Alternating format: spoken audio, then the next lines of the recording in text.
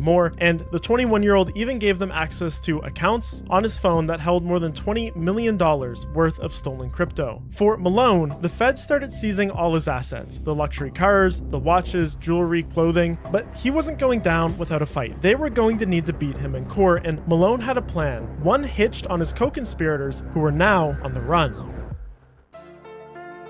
You think the rest would lay low for a while, but they didn't. In fact, they were trying to help get Malone out. According to the FBI, co-conspirator Connor Flansburgh started selling high-end cars to raise money for Malone's lawyers. When word of this reached Malone in jail, he was not impressed. On a recorded call, he said, quote, "Why is he selling M3s? Tell Connor to not give back those cars. It's effing $200K. I wiped that with my... I don't want that. I want my people to have their... If he wants me out, tell him to get his money to the lawyers, not by selling cars."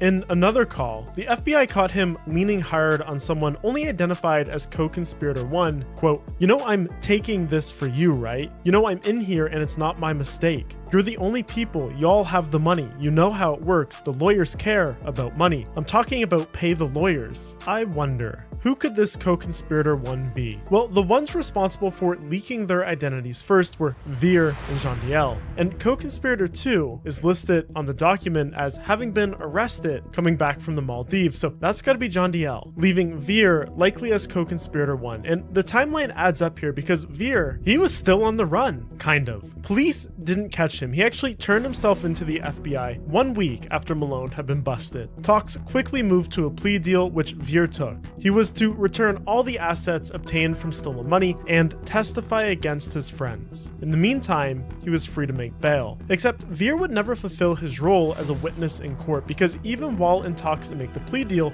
Veer had continued to conduct the same old crypto scams while out on bail. In October of 2025, Veer got involved in a $2 million theft. Again, he acted as a Gemini exchange support member, convincing a New Jersey crypto investor to provide him with her seed phrase for a cryptocurrency wallet. His cut was $200,000 for being the caller on that attack. Veer promptly booted up his VPN and made a new account on an online casino called Bust-A-Bit, where he lost all $200,000 in the span of 40 minutes. Unbeknownst to him, during that gambling session, his VPN had dropped connection, exposing his real IP address. When